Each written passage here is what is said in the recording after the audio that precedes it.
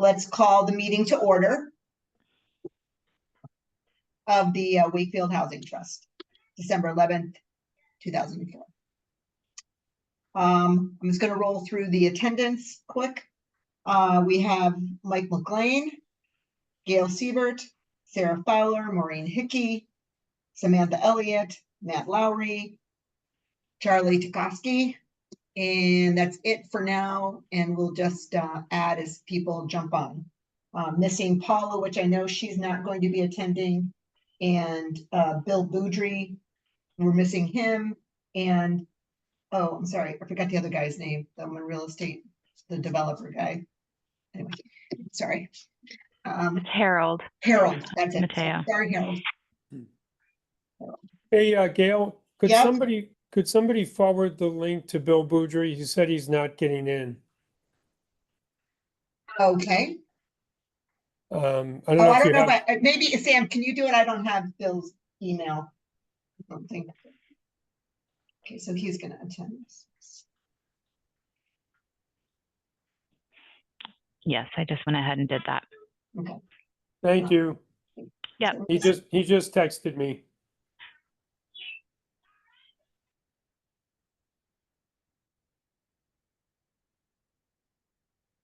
Okay. Give it a minute then while Bill gets on.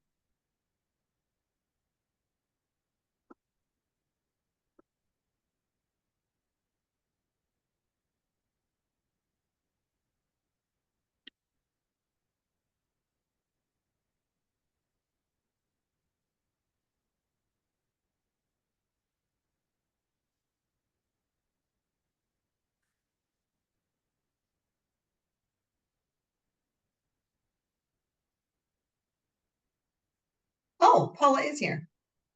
I didn't think she was coming.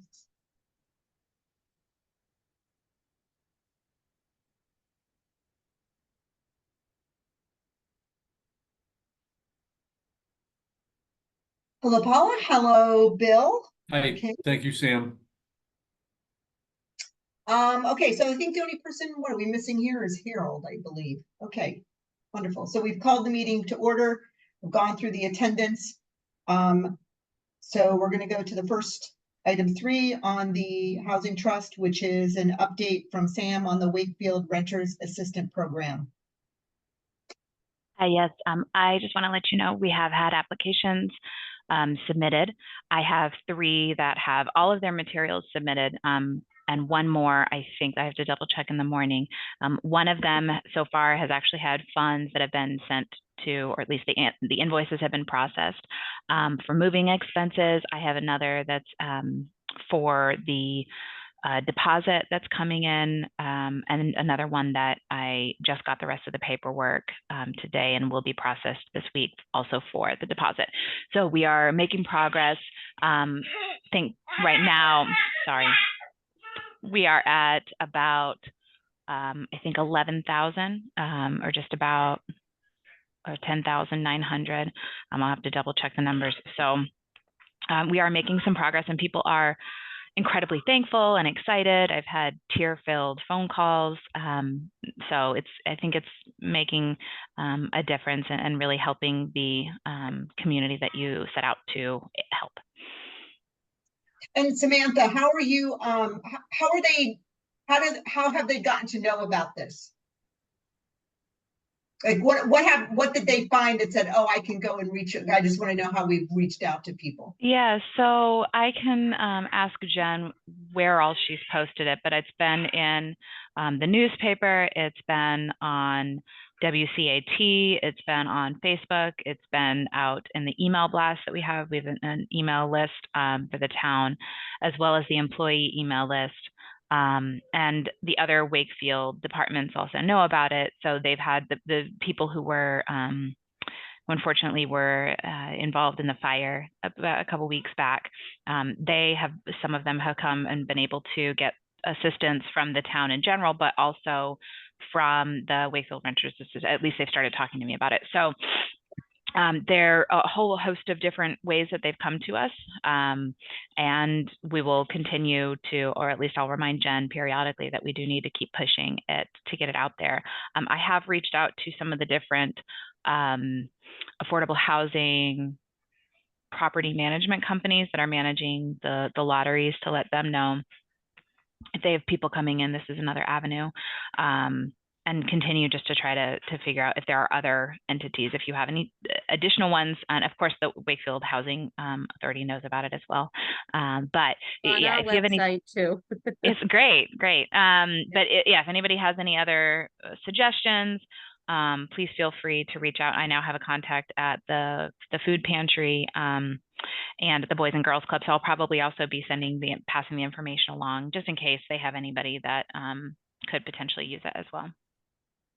I do know that I have been introduced to a woman who finds herself homeless. She's lived in Wakefield for like number of years, and I'm not sure exactly the circumstances, but I did let her know that this exists and that she needed help with, the security deposits and moving expenses to come see you. So I've given her your information. Whether she comes or not, I don't know, but I have been, where I've seen a need, also pushed it out there.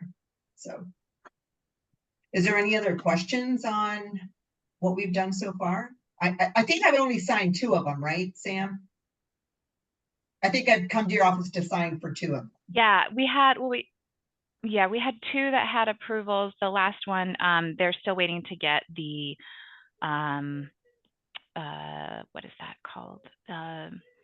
Oh my gosh, the lease agreement, so that we know what the actual amount is, and then we can work on dispersing it. And then once the other ones, I can confirm that all monies are in, or all of the application and paperwork is in, then you'll have more letters to come sign, and we may end up setting that up on DocuSign, whichever is more. It's more not convenient. a problem. I have to pass the office town hall on the way to work, so it's really not a big deal for me to stop in. So don't jump through any hoops. Not necessary. Okay, thanks. Any other questions?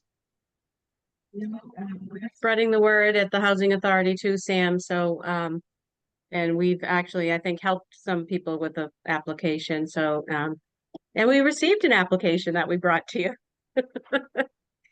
So nice job, but we'll keep promoting it as well. Good. This is what we had hoped for out of it. So I'm glad it's working out so far.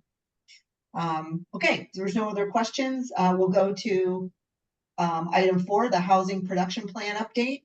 And back to you, Samantha. Yeah, I don't have a ton to update right now. The survey has been released. So if you can help support getting that dispersed to different people, and if you are planning on dispersing it, just feel free to reach out, or I can send it out tomorrow. We have Jen, our communications director, had put together kind of just some basic language to help encourage people to fill that out so that we can get information. It closes, the survey itself. We have hard copies and the digital online version. That closes on, I think it's technically set up for Monday, but I think we're leaving it open at least until Tuesday. Because sometimes stuff comes in a little later and I have to go pick up the hard copy surveys. And then the housing needs assessment is drafted right now, and they're working on edits. I've had the opportunity to go through it.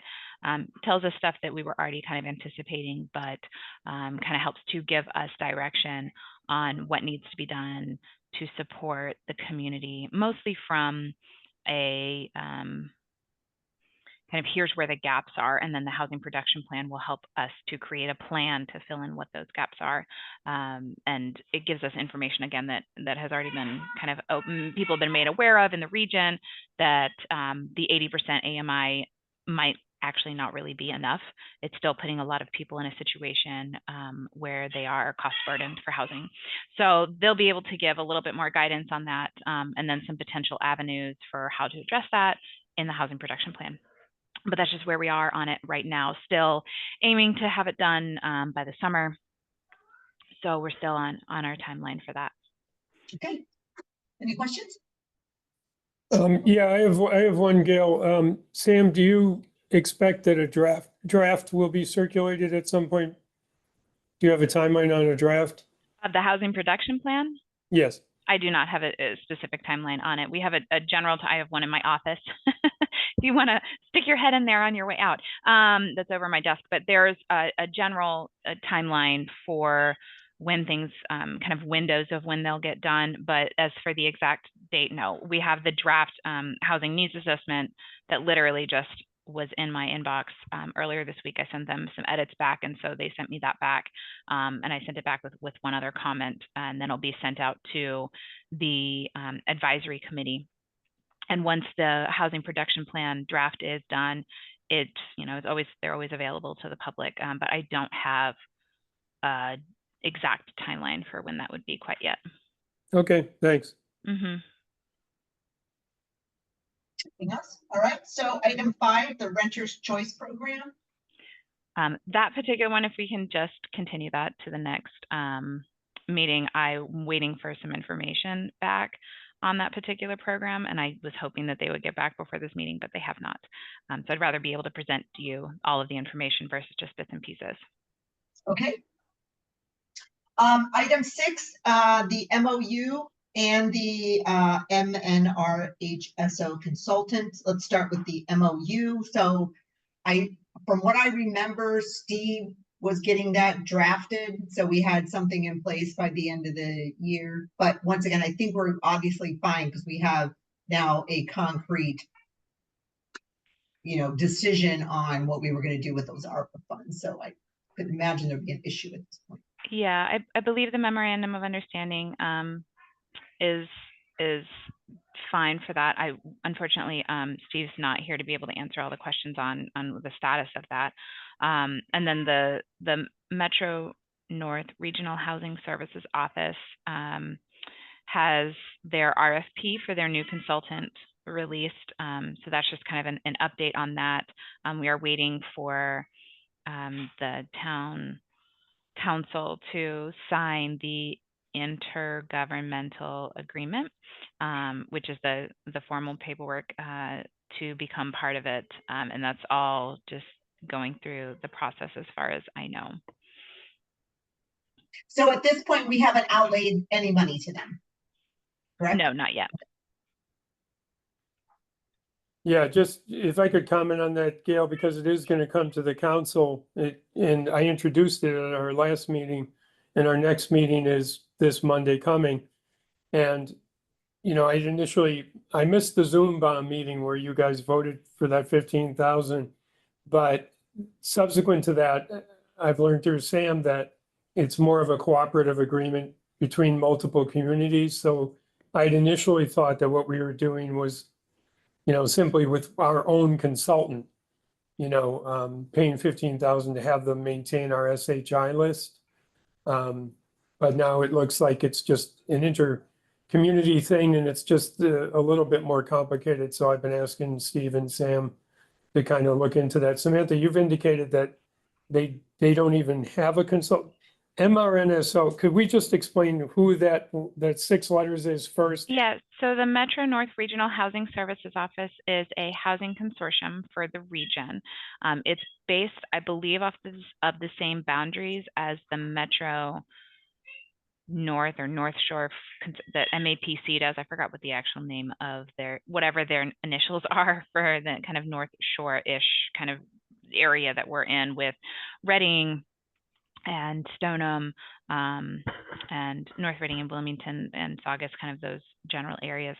The consultant that they had previously, their contract expired, and they had an option to, I think, do a 1-year extension or renew, and they opted not to because there were a number of towns that were wanting to join.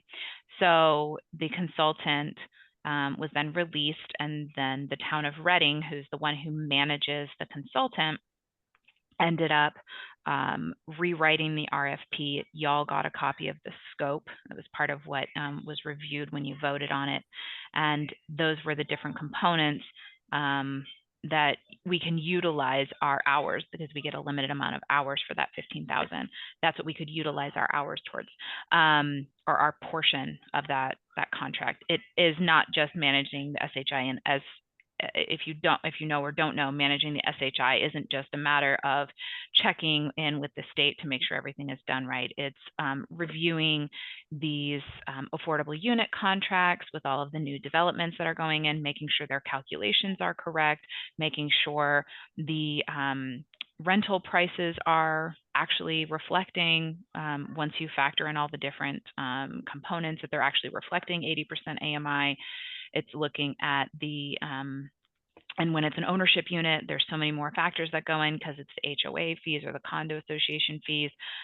There's the insurance, and there's a whole spreadsheet for every single time they do these calculations as to what unit is hitting those thresholds that they need to in order to qualify as units that can go on the SHI to meet typically their different criteria for their permit or special permit.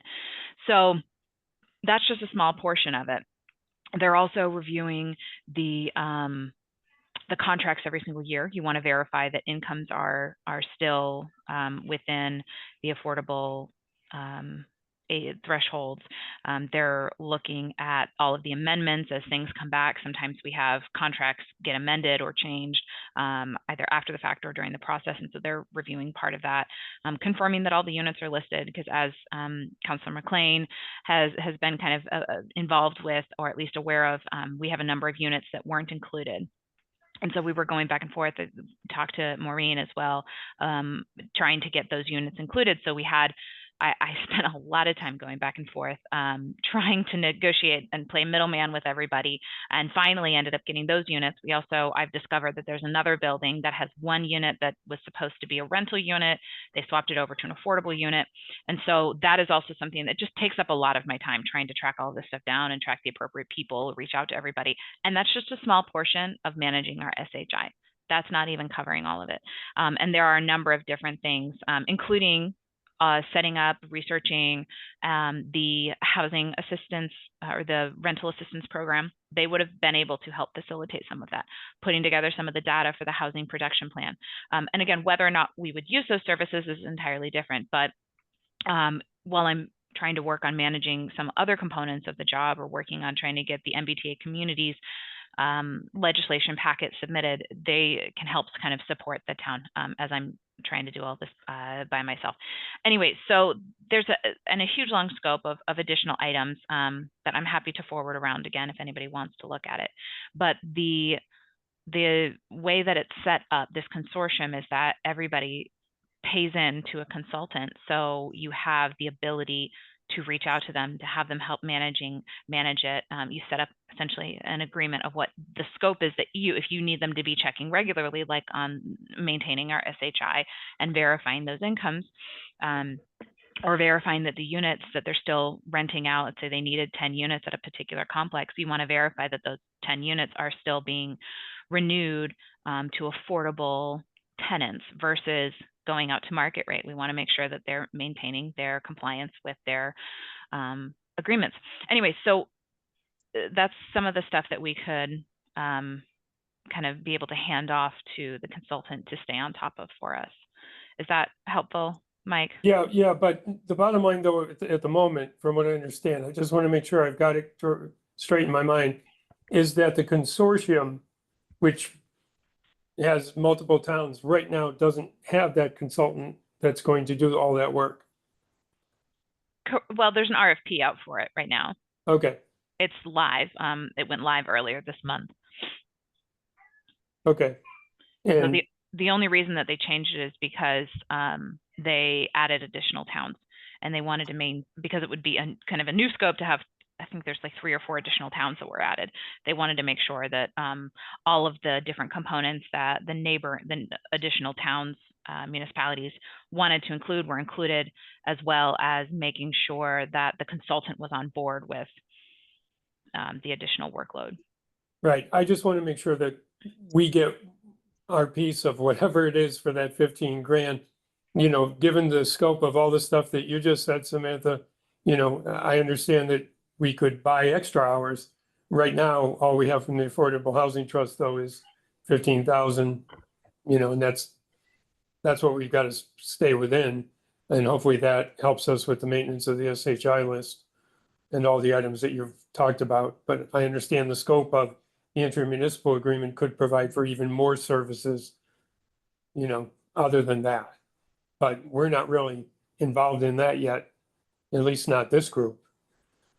You know, if the town wants to pick up further services to help you, I think that's a separate matter.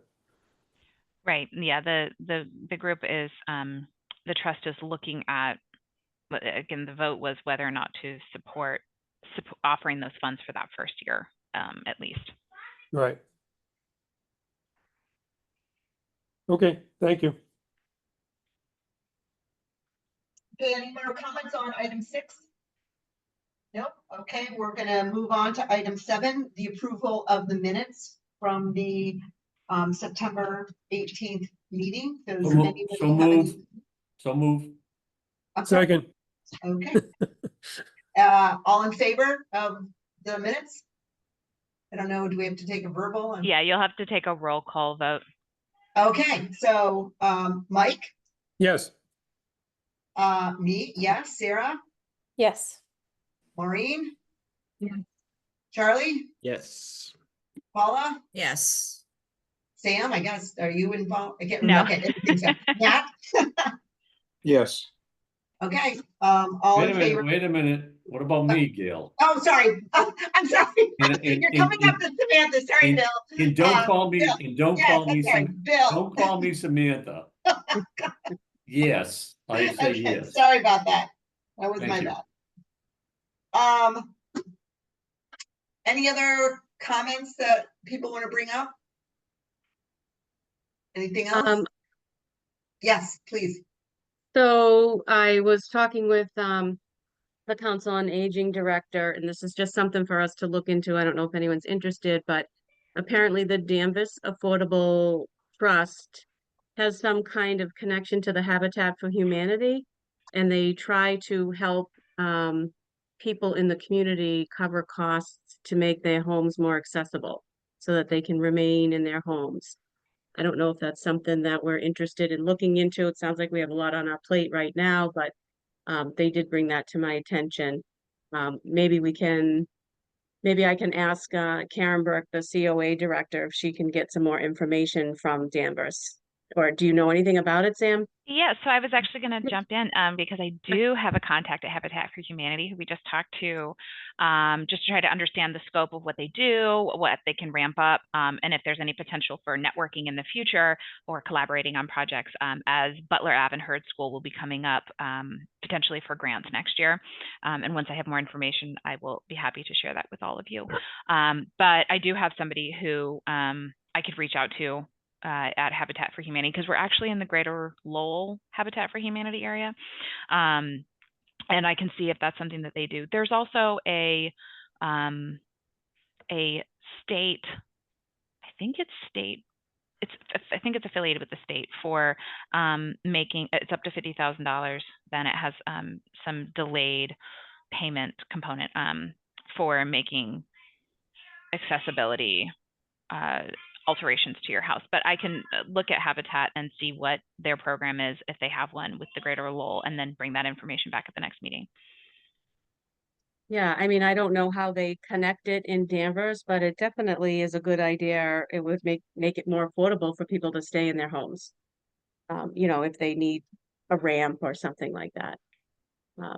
yeah, So- Maureen, I think that is, Sam, correct me if I'm wrong, I think we were told that is an existing program that the Lowell group has. So I don't think there'd be any reason why somebody down here, somebody in Wakefield, because we're within the same zone, couldn't directly contact Habitat about that particular program. Would you agree, Sam?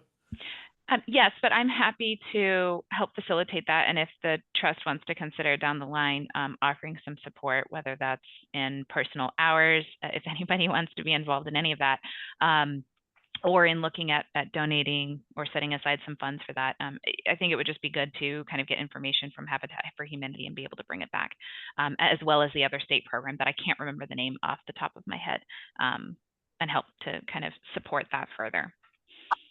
Okay. And Yeah, it would be interesting to see how Danvers, you know, their affordable trust somehow has made a connection, so I don't know what that is exactly, but Yeah, I'll talk and to Karen about it. I was gonna say, yeah, if you could talk to whoever your contact is over at Danvers, and share that information with me, I'm happy to help run Okay. with that and bring information back to the next meeting. And Maureen and everybody else, I mean, this is just 30,000 foot stuff, but you know, one of the reasons we've reached out to Habitat, and Bill Renault also had the idea to talk to Habitat, is because, you know, there may be the possibility of doing some kind of partnership with them in the future. They have some pretty interesting stuff that we don't necessarily have, like, you know, a low, you know, as opposed to any market rate builder, of course, they have a lower cost structure because of their volunteer labor. You know, they have 30-year interest-free mortgages, which just boggles my mind.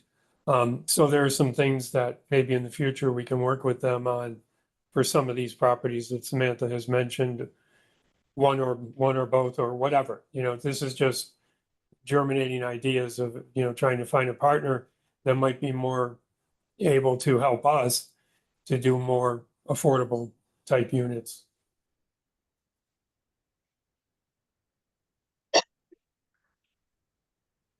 Any other comments?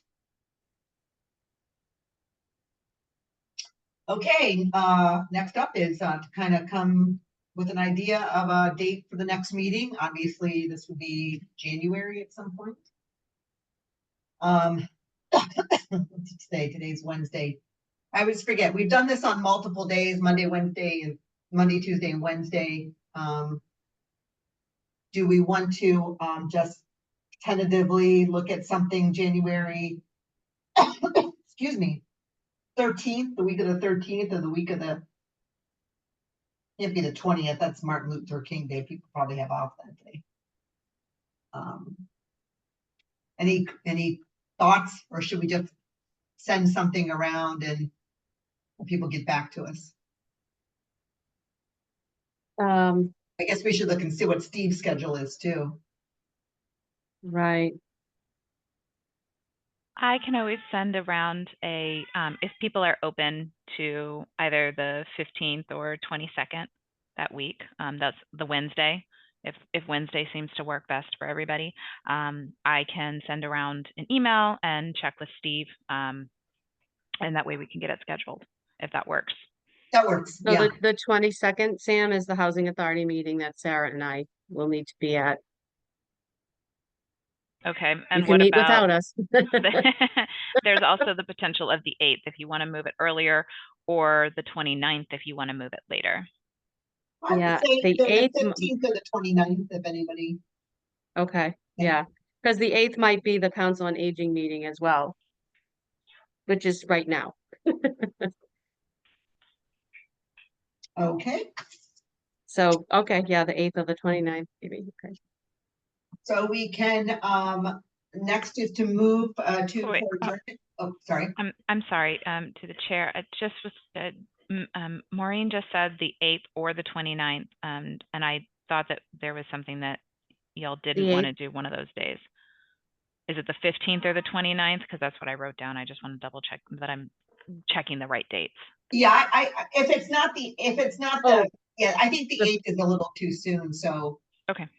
You're right, yeah, and the 8th might be a Council on Aging meeting. Right, I'm sorry, I so- just said that. I'm sorry. So Okay, I yeah, think we're at 15 and 29, Okay, yeah, right? thanks. I will check and then email everybody. Very good. okay. Anything else? Okay, so we're going to move to adjourn. Someone, So moved. Second, Second, okay, everyone in favor of adjourning until sometime in January? Aye. Can we just say aye? aye. Okay, 100%. So, all right, thank you guys for coming together, and I'll see your lovely faces in January. Happy holidays. happy holidays, everybody. holidays. Thank you. Thank Bye. you. Bye. Bye.